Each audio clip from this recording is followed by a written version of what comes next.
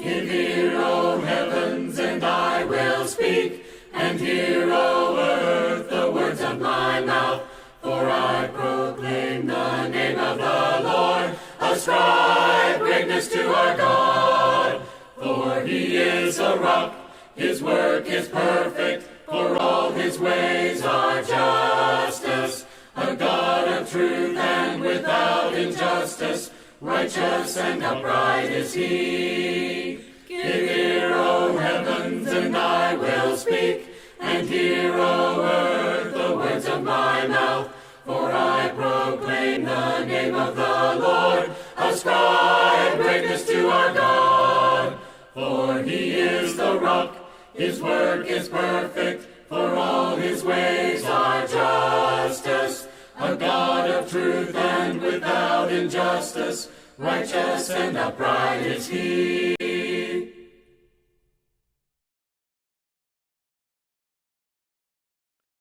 We have so many choices every single day that we are called to make. Yeah, probably even this morning, whenever you woke up, there was at least a half a dozen or so choices that you needed to make. And with Thanksgiving being a holiday that we had and celebrated last week, many of us probably even thought a little bit about how great it is to have the choice to choose to worship God the way that you believe is right. We actually kind of talk about that being a huge motivator as to why kind of the pilgrims and everything sort of existed, was so that they could have the choice to serve God as they believed he required. So choices are very important. We're going to look at two passages in the Old and the New Testament that kind of, well, they're presented with a choice, and so are we. Are we going to choose to serve the Lord, and after we have chosen to serve him, if that be the case, do we choose to obey what he says? That's what it comes down to. So let's take a look at these two passages together. The first passage we're going to look at comes from Joshua chapter 24. It's going to be pretty much a whole chapter, and we're going to start with kind of just a history lesson. Now, this is happening, and Joshua is getting the people ready to inhabit the promised land. This is a land that God had promised to the Israelites for a long time, but they didn't fully live in that land yet. And throughout the book of Joshua, we have seen how they have come into the land and how they have conquered that land. And if you go back even to the very beginning, before this story even picks up, you see that from the beginning there was a choice on whether or not we were going to serve God, whether or not we were going to obey what he said. That's the choice that Adam and Eve were given in the form of those two trees, that they had the choice. Are they going to listen to God and to obey him and serve him alone? If you fast forward, you see that during the days of Noah, all the world had become so corrupt that really only Noah was righteous, and he was the only one who chose to obey. And now we're going to pick up and we're going to see that Joshua reminds the Israelites some of their story. Joshua 24, verses 1 through 4. Then Joshua assembled all the tribes of Israel at Shechem. He summoned the elders, leaders, judges, and officials of Israel, and they presented themselves before God. Joshua said to all the people, "This is what the Lord, the God of Israel, says. Long ago, your ancestors, including Terah, the father of Abraham, and Nahor, lived among the Euphrates, beyond the Euphrates River, and worshipped other gods. But I took your father Abraham from the land beyond the Euphrates and led him throughout Canaan and gave him many descendants. I gave him Isaac, and to Isaac I gave Jacob and Esau. I assigned the hill country of Seir to Esau, but Jacob and his family went down to Egypt." So see, this is already just kind of this family line of Abraham. Abraham was the one that was given these promises, and this generation right here that Joshua is leading, they are seeing more of the fulfillment of those promises. They are the descendants of Abraham. So right here, he stops whenever Jacob and his family goes down into Egypt. That's where you get kind of at the end of Genesis. But the story continues on, and so does the history. Verses 5 through 7. "Then I sent Moses and Aaron, and I afflicted the Egyptians by what I did there, and I brought you out. When I brought your people out of Egypt, you came to the sea, and the Egyptians pursued them with chariots and horsemen as far as the Red Sea. But they cried to the Lord for help, and he put darkness between you and the Egyptians. He brought the sea over them and covered them. You saw with your own eyes what I did to the Egyptians. Then you lived in the wilderness for a long time. So Joshua is still recounting, and really God through the spokesperson of Joshua is recounting what God has done, how He has brought this people throughout history, how each generation has had the choice whether or not they're going to serve God, whether or not they're going to obey Him. Abraham chose correctly. We see that his descendants ended up going to Egypt, and while they were in Egypt, God delivered up Moses, didn't He?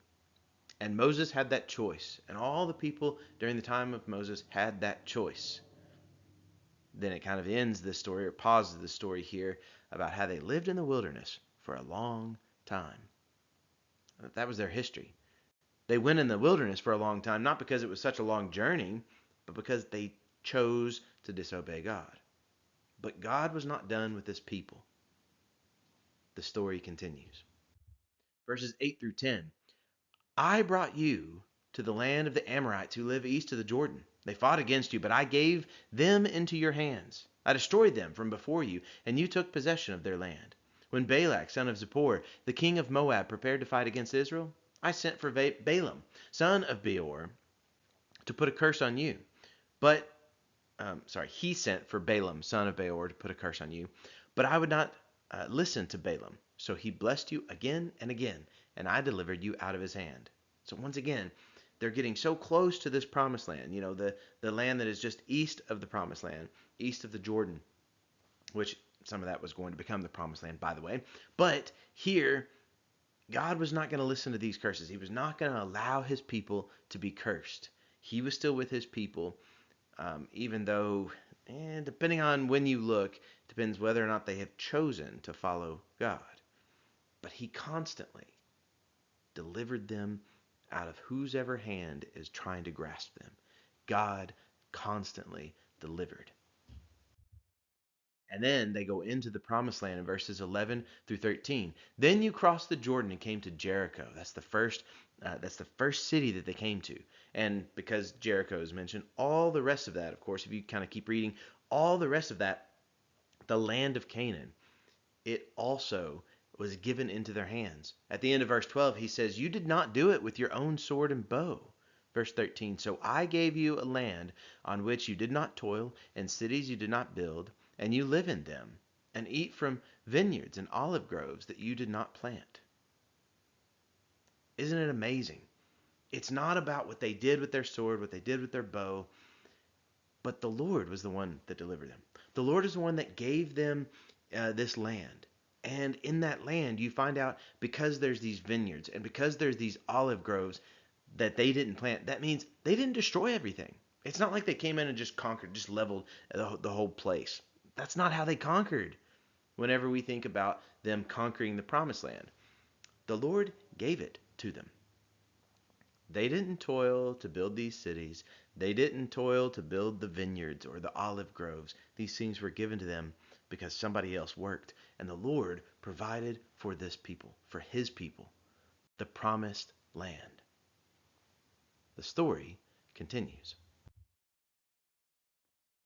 Because you've come right up to the point of Joshua at this point. And Joshua is giving the people of his day the choice. He's presenting it. It's a very famous passage where in Joshua 24:14 through 15, now fear the Lord and serve him with all faithfulness. Throw away the gods your ancestors worshiped beyond the Euphrates River and in Egypt and serve the Lord. But if serving the Lord seems undesirable to you, then choose for yourselves this day whom you will serve. Whether the gods your ancestors served beyond the Euphrates were the gods of the Amorites in whose land you are now living. But as for me and my household, we will serve the Lord. He's making this bold statement that we oftentimes kind of know this about, choose for yourselves this day whom you're going to serve. But as for me and my house, we will serve the Lord. That's what we know. That's what we hang on to. But now you know the context of it. The context is so many times, every single generation, the Lord's people have been given the choice whether or not they are going to choose to serve and obey the Lord. And Joshua is extending that invitation to the people of his day as well. Can't we as well, during our own day, learn something about that invitation? I think we can. I think that invitation is still given to us, whether or not we are going to choose to serve the Lord. Yeah, we can choose other things. I mean, he lists some other things. They're not good. Serving the Lord, that's what he was going to do. That's what his household was going to do. And that's what he was asking everyone else in his presence to do. How do you think they responded? We oftentimes know verse 15, but what about the next verse? Well, let's keep reading. Verses 16 through 21, this is their response. Then the people answered, "Far be it from us to forsake the Lord to serve other gods. It was the Lord our God himself who brought us and our parents out of Egypt from that day of slavery and performed these great signs before our eyes. He protected us, on our entire journey and among all the nations through which we traveled. And the Lord drove before us all the nations, including the Amorites who lived in the land. We too will serve the Lord because he is our God." Joshua said to the people, "You are not able to serve the Lord. He is a holy God. He is a jealous God. He will not forgive your rebellion and your sins. If you forsake the Lord and serve foreign gods, he will turn and bring disaster on you and make an end of you after he has been good to you." But the people said to Joshua, "No, we will serve the Lord." I'm kind of amazed sometimes at how the Lord's people, they don't just bend over backwards in order to just make it so easy to serve the Lord. Joshua's already extended this invitation. He says, "Look, as for me and my house, we're going to serve the Lord. It's up to you. You got to choose." And they say, "Well, of course it only makes sense. We're going to serve the Lord because he is our God." But in verse 19, he says, "You're not able to serve him." What? That's so different than what we would think. But what he is saying is, you've got to take this serious. He's not, I don't believe that he's actually saying, you're not able to serve the Lord. He's just saying that you've got to be fully committed in this. It's not just something you can just say, "Oh yeah, of course I'm going to do that. I'm going to do what's right." No, no, no. You actually have to do what's right. You actually have to choose to serve the Lord. Choose to obey what he says. That's what Joshua is extending to him. But the people insist, and they said, "No, we really will, knowing full and well what type of commitment this is, we will serve the Lord." You continue on, verse 22, "Then Joshua said, 'You are witnesses against yourselves that you have chosen to serve the Lord.' 'Yes, we are witnesses,' they replied. 'Now then,' said Joshua, 'throw away the foreign gods that are among you, and yield your hearts to the Lord, the God of Israel.' And the people said to Joshua, 'We will serve the Lord our God and obey him.' On that day Joshua made a covenant for the people, and there at Shechem he reaffirmed for them decrees and laws. And Joshua recorded these things in the book of the law of God. Then he took a large stone and set it up there under the oak near the holy place of the Lord. 'See,' he said to all the people, 'this stone will be a witness against us. It has heard all the words the Lord has said to us. It will be a witness against you if you are untrue to your God.'" A very interesting scene, isn't it, right here? But he's given them this call. He's saying, you got to get rid of this past life, this past way of life. These foreign gods, get rid of them. Sadly, though, did you notice there's actually nowhere in the text that it says they did that? I don't know exactly what to make of that. Maybe they weren't fully committed just yet. Maybe they were, and we're just not told about that. But Joshua, he keeps telling them about the seriousness of it. And he brings up this large stone in verse 26. He took that large stone and he set it up in the holy place. Now, interestingly enough, there is a rather large stone at that same place of Shechem today. I couldn't find a good picture of it, and maybe if you do a little bit of searching for that large stone at Shechem, maybe you can find a good picture. I couldn't really find one that would do justice to it. But there is this large stone that is there, and basically we haven't really searched it out enough necessarily to connect it and see if this is the actual stone or not. But I don't think it's just a coincidence that there is this large stone where Joshua says he took a large stone. It's supposed to be this witness. One of the reasons why you take a large stone is a large stone is going to last a long time. A large stone, there's not a whole lot that's going to happen to it that it's really just going to wear totally away. That's why this stone, it's going to be that witness, because it kind of heard, so to speak. It was there. It was present. It's a witness so that people, whenever they see that, they will be reminded, Oh yeah, we committed ourselves to the Lord. How good have we done about that with that commitment? What about us today? I'm not saying we need to set up stones and stuff, but can we be fully committed to the Lord? Because this isn't just something that Joshua called the people of his day to do. Because when we fast forward into the New Testament, we read about another story. This one actually it's a made up story, but it's made up by Jesus himself. In Matthew chapter 25, Jesus shares a parable, and it's all about choosing. What are we going to choose to do with what we've been given? Are we going to choose to obey the Lord? We're going to choose to serve the Lord. In Matthew 25, verses 14 through 18, again it will be like a man going on a journey who called his servants and entrusted his wealth to them. To one he gave 5 bags of gold, to another 2 bags, and to another 1 bag, each according to his ability. Then he went on his journey.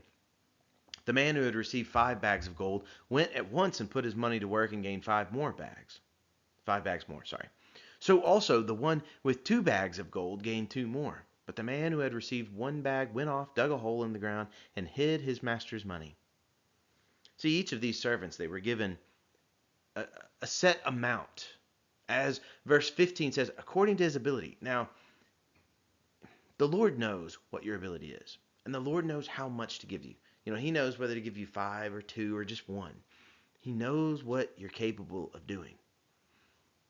And these men, each one of them, these servants, they had a choice. What were they going to do with what they had been given by the master? Well, we see that the first two, they decide to increase what they've been given, to do something with it. But there's another one, the one with only 1 bag. He went off, he dug a hole in the ground, and he just hid his master's money. Let's see how it goes for them.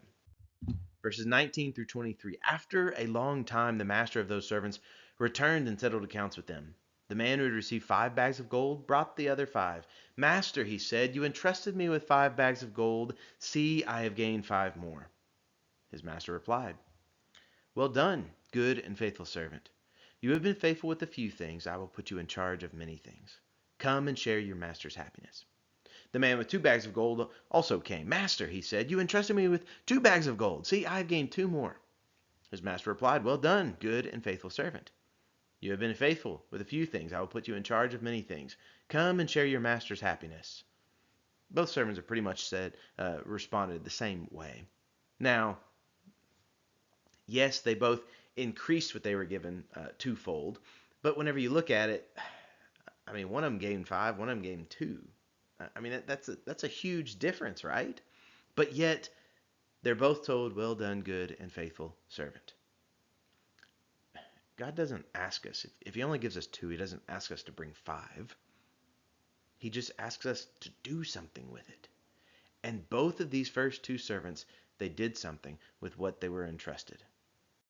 What about the third one? Then the man who had received 1 bag of gold came. Master, he said, I knew that you are a hard man, harvesting where you have not sown, and gathering where you have not scattered seed. So I was afraid and went out and hid your gold in the ground. See, here is what belongs to you.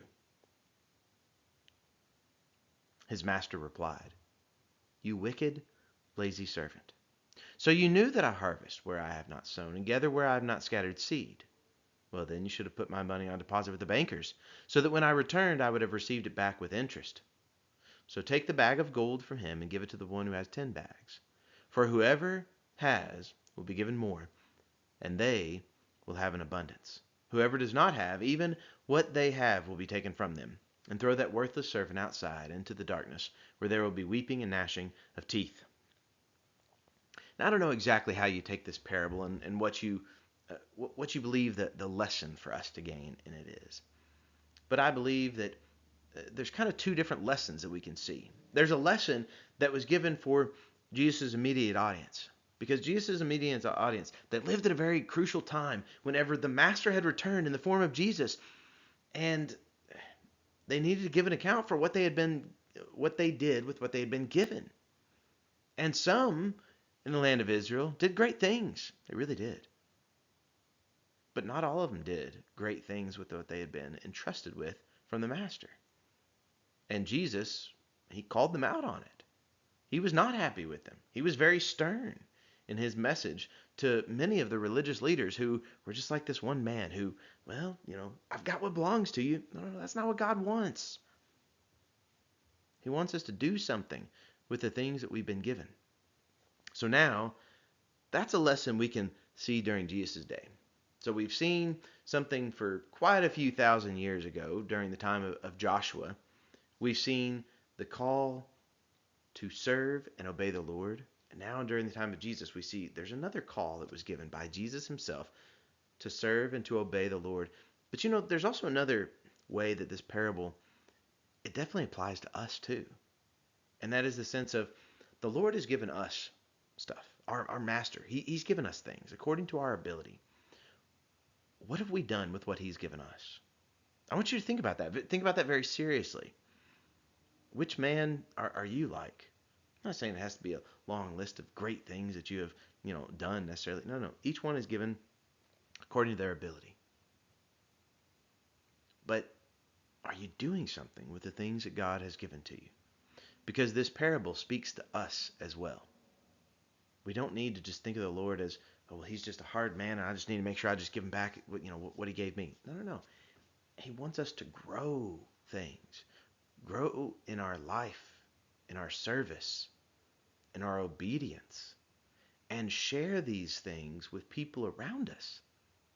That's what he's always called us to do. So on that final day of making all things right, what message will you hear? And I can't necessarily answer that for you, but I think each individual can kind of ask themselves that question and have a pretty good idea as to what type of message they're going to hear on that day. So what about you? And even more than just that, if you don't like the response, are you willing right now to do something about it? Choose this day who you're going to serve. Well, the choice is obvious. Let's choose correctly. Turn to me with all your heart. Return to